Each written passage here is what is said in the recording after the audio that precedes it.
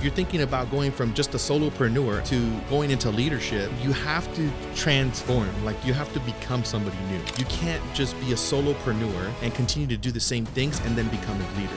That process is a humbling process. Inspire people to do things they normally wouldn't. Simply said, leaders inspire people to do things they normally wouldn't do. People listening now, or they got businesses and they got companies. Some people have 5 employees, someone who has 2,200 agents. But we all have winners, good leaders, and then bad leaders. What's like the differentiating factors between a good and a bad leader? Such a good question.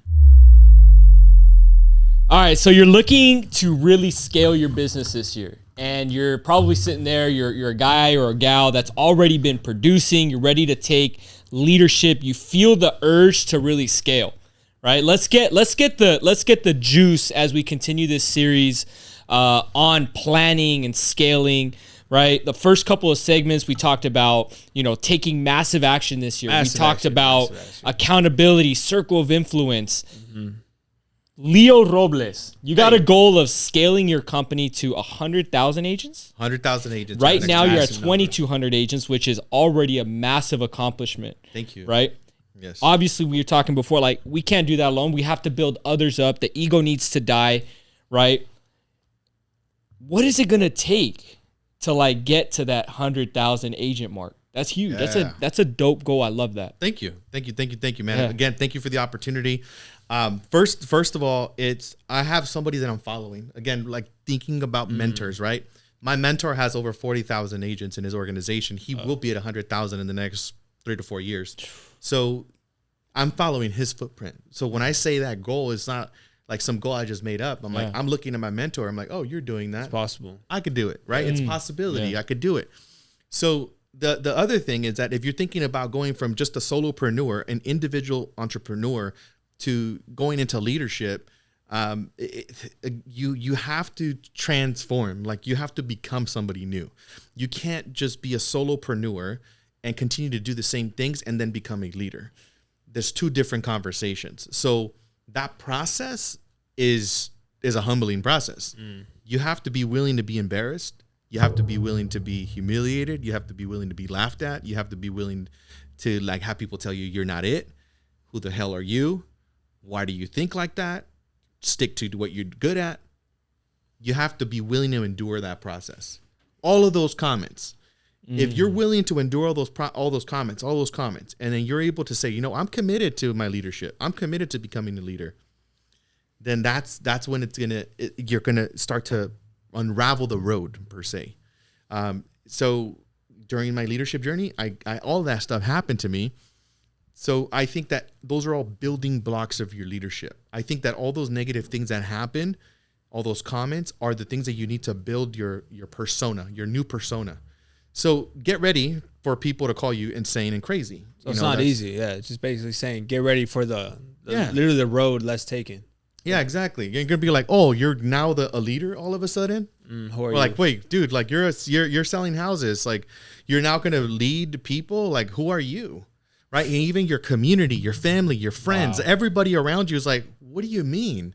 Because they don't understand that, because what's happening with your friends and family and your colleagues, you're reflecting back what they can't do or they're not willing to do constantly, right? So if you're reflecting that back constantly, you're going to trigger a lot of people.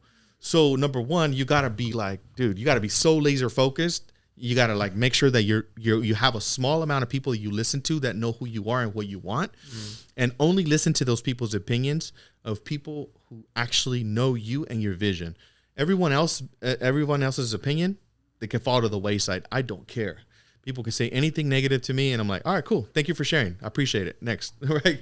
Next. For you, Leo, when you were doing that, how long was that process like that you were like not like fighting all those limiting beliefs of those families and friends until that moment where it was like, oh shit, this guy actually did it? This is my 5th year, right, here in this company, right? But I started my leadership journey in my previous company, so it's been about 7 years that I decided to become a leader. So I will say that it's been like in the last 2 years that I'm actually, even the last year, I dare to say, that I finally arrived. Embodying, like. Yeah, that I have arrived, that I'm embodying it, that I'm like comfortable in my own skin, that I am, and it's not like, you're not going to say I'm a leader, like that's not it. You start to hear it from your community. dude, you're an amazing leader. You're an amazing leader. You're an amazing, and it's a gift. It's a gift that people give you when you did enough work. When you do the work, people give you those gifts. So that's why I started to receive those gifts. I'm like, hey, you're an amazing leader. Hey, you've made a difference for me. And like that feels so good because you're working toward that mission and vision. So it's not you to decide when. It's like you will see the feedback in your life. So true. Have you seen, and I got to get this one down. Have you seen that study on how bamboo grows? Yes. Yeah. What is it, like the first 6 inches takes like 6 months or something like that? It takes like 80 years, right? Or 80 years or something like that? To break the ground. To break the ground, right? Just to break the ground. Like 80 that's years. Crazy. Yes. And then it just blows up. It just blows up and it's just a massive like tree, and all of a sudden you're like, oh wait, yeah, that tree is always there. No, it took 80 years to break the ground. Right? So that's how you want to look at leadership, is that you have to just keep making those deposits. Also, develop your speaking skills. I think it's a very essential part. I was extremely insecure, extremely in my head about speaking and being on camera and speaking on stages and all of that. So I knew that my greatest success will come from me speaking. So I decided to go to some trainings. I went to Toastmasters, right? Toastmasters is an organization. That's great organization. World, right? Great organization. It's only like $20-$30, so it's not even that much money, but they critique your speaking. I took a couple classes with them. I went to Les Brown and I did some training with them.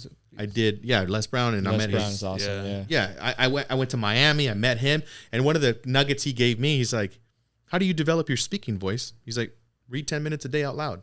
Stand up, project your voice louder than you usually would. It's a good tip. It's a good tip.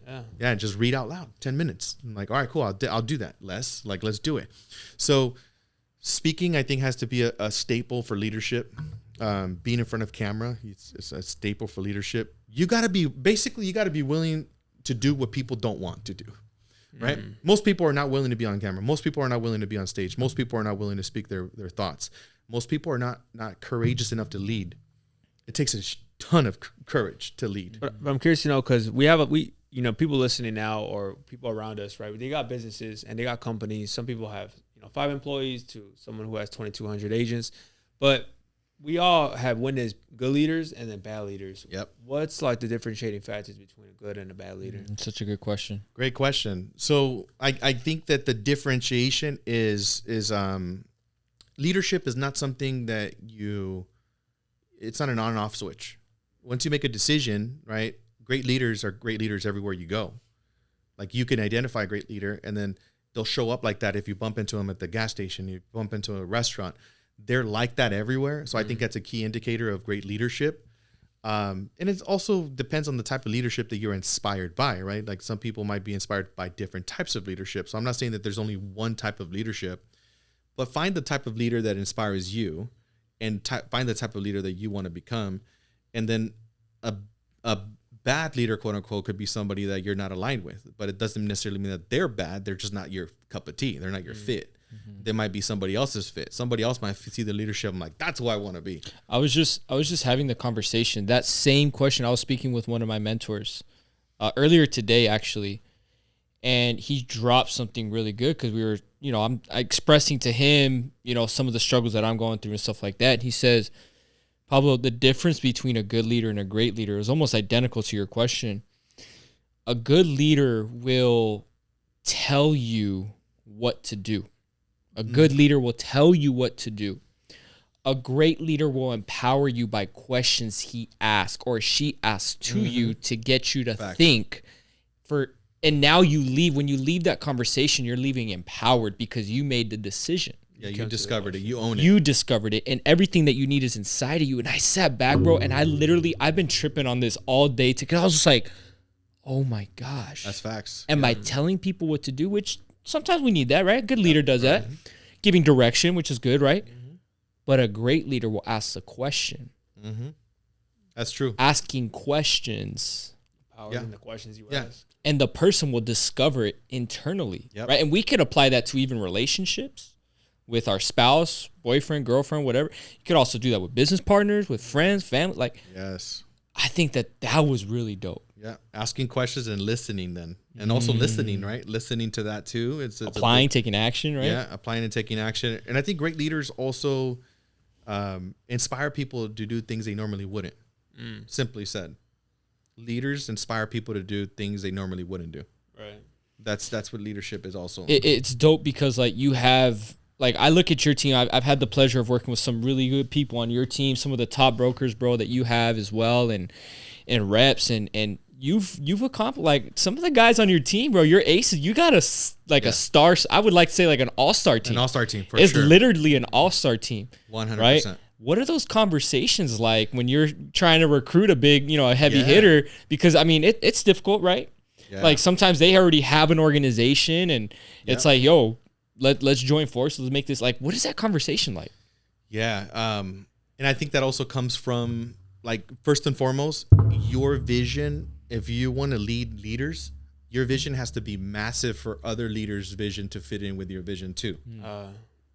Because if you say, well, I want to have 100 people. If I'm going to Pablo and Pablo says, Armando says, like, dude, I want to have 10,000 people. You just said you want 100, and like, you're not my type of person I want to run with, right? So your vision has to be inspiring enough for people to say, okay, cool, I can run with somebody like that, and that person's going to push me, right? So first of all, making sure that you have a clear vision, a big enough vision to have other leaders. Number two, it's all about building relationships with everything. So really, that's what I've done, right? How I've been able to build this superstar team is by building relationships and adding value to them and their lives. And everybody's different, not using a cookie cutter system, just building a relationship, listening to them, figuring out where they want to go, and really running with them side by side. Like you're kind of you're finding like a running mate in a way, right? When you're running with other leaders, and also making sure that you're not.